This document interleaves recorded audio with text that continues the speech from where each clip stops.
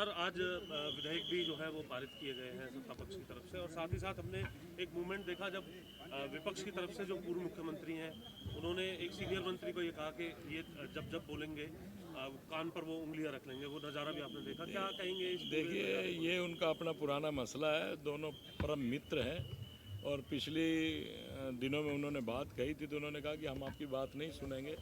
तो इसलिए हुड्डा साहब ने जब माननीय विज साहब बोलने लगे तो उन्होंने अपने कान में उंगली दे ली।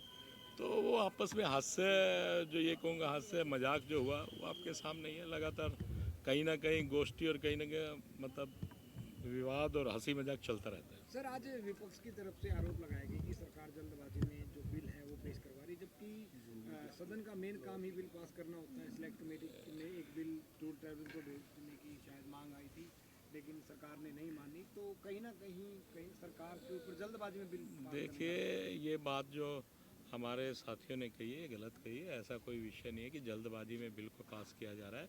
अगर वो पीछे देखें जो पूर्व में उनका राज रहा तब उन्होंने किस प्रकार से बिलों को पास किया, वो भी कोई आप लोगों से छुपा हुआ नहीं है।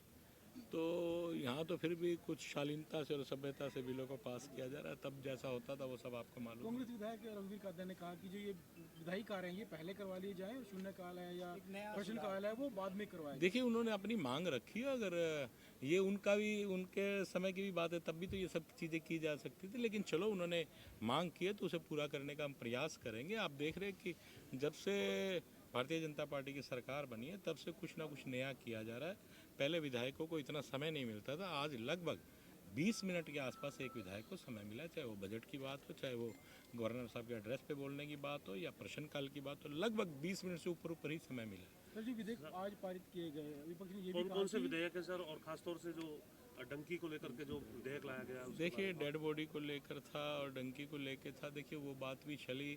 देखिए, हमारे जो लोग यहाँ से पैसा लगा के जाते हैं और वहाँ पर भी उनकी नागरिकता नहीं मिल पाती, छुप छुपा के जाते हैं, वो गलत ही है। कहीं ना कहीं कई बार व्यक्ति को अपने हाथों से जान भी चली जाती है, ऐसा भी हमें देखने को मिलता है। तो कम से कम जैसे माननीय मुख्यमंत्री जी ने कहा कि इस प्रकार से ये चीज़ की जाएगी कि हम लोग ऐसा प्रयास करेंगे कि जितने लोग यहाँ से जाएँ विदेश में तो उनके रजिस्ट्रेशन हो गया, इस देश में फला देश में इतने व्यक्ति, फला देश में इतने व्यक्ति गए। तो इस चीज़ को लेकर माननीय मुख्यमंत्री जी ने जो बिल किया और मेरे ख्याल से बड़ा उचित है और ऐसा होना भी चाहिए। रहेंगे सर इसके तहत? हाँ, तो इसके अंदर जो थोड़े बहुत प्रावधान रहेंगे, जो थोड़ा कुछ चेंज भी करना होगा तो किया जाएगा। जुर्माना भी है सब।